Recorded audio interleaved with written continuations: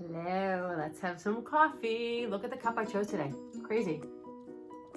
Sometimes days are crazy, right? It's gonna be fine. Here's what I want to talk to you about today. So when Charlie was young, and I'm talking 3-ish, and when I was seeing all the behavior, he had been diagnosed PDD NOS, and he was crazy. He really was crazy. So I would vacillate between thinking, oh my gosh, what's wrong? How do we fix this?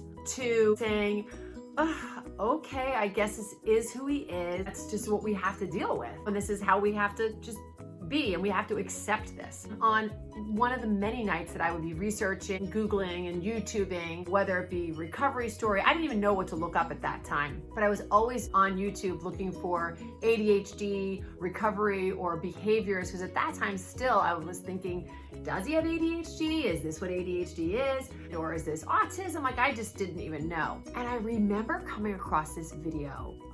It's actually heartbreaking to me when I think about it. The video was a mom holding her phone. Some children are in this pool. What she is focusing on is obviously her particular son. He was about 8 years old, and he's in an inner tube in this pool, and he's pretty much got the whole area to himself, and he is just spinning and spinning and spinning. Giddy, laughing with delight, moving his hands. And the mom was saying, look at my Jason, happier than ever. He could spin like this for hours. She's like, gotta love ADHD. It's their superpower. I remember watching that, and I watched it a few times. I went to see if this mom had something else, and she did. And it was this Jason again, doing another thing where he's laughing giddily. Is giddily a word? In the yard, but beyond what would be considered a normal, typical laugh and behavior. She again finishes it with, there's my Jason with his superhero gift of ADHD. And I thought, oh my gosh, it broke my heart because I didn't want to accept Charlie as being what he was, because I thought, what mom can't accept her own child? When I watched this mom, why can't I be more like her?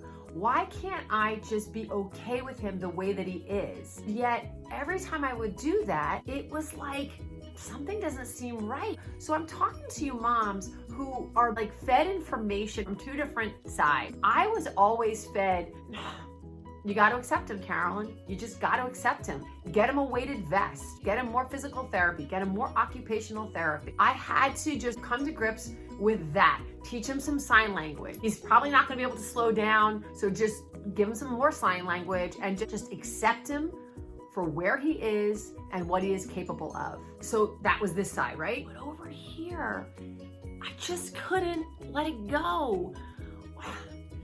I would think, really? Something just seems weird. Okay, and if it is autism, what's that all about? Why is he now one of the millions of kids with that? What is happening? And I would look at all his little symptoms that he had. He always had diaper rash, and he had this, and he had that, and maniacal laugh, and up late at night, and up early in the morning. A kid never needed to sleep. It's nothing fit together. And because nothing fit together is actually what made me keep going, because it didn't make sense. And so I'm talking to those moms out there who go, something's not making sense.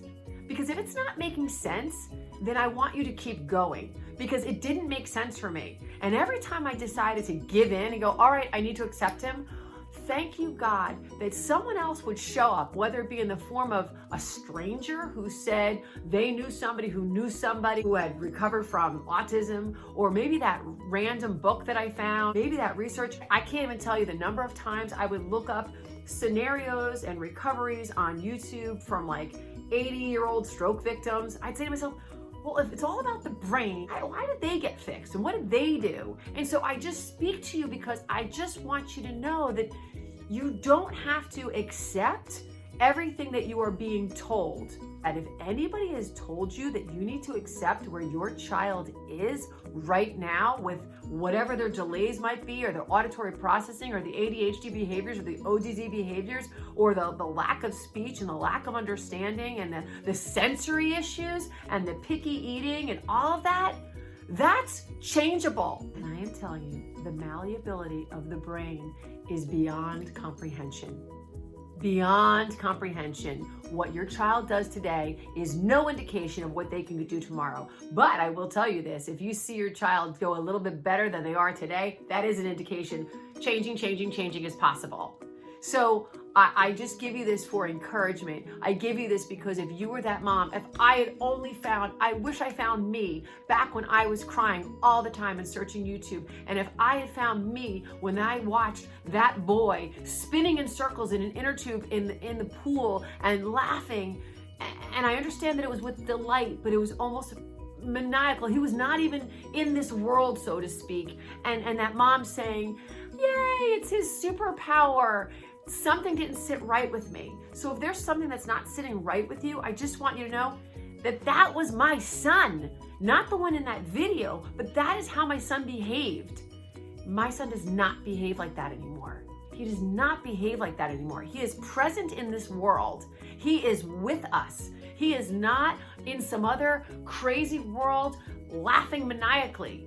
And laughing maniacally, he did best.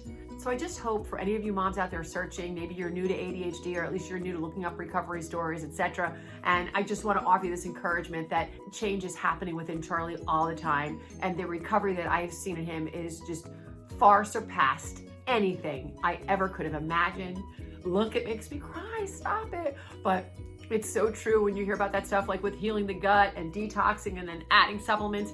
It's true, moms, it's true. And I did it wrong for so long, and I tried everything all at once.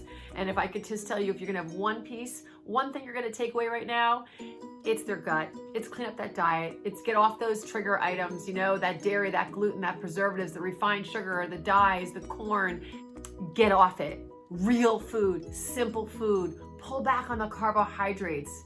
I know that you're gonna say, my kid doesn't like fruits or vegetables. Of course they don't like fruits or vegetables. They're probably eating the all-American diet, right? The standard diet, which has way too many carbs in it, which literally just keeps that process going of leaky gut and feeding the wrong bacteria and causing the yeast overload and then causing inflammation in the cells, which causes brain inflammation. Oh, the cycle goes on and on. But I just want you to know what your child exhibits today in their ADHD behaviors is not set for tomorrow. So I hope this helps you moms, and I hope I have offered you encouragement. Keep going. Give me questions if you have any. You can do this.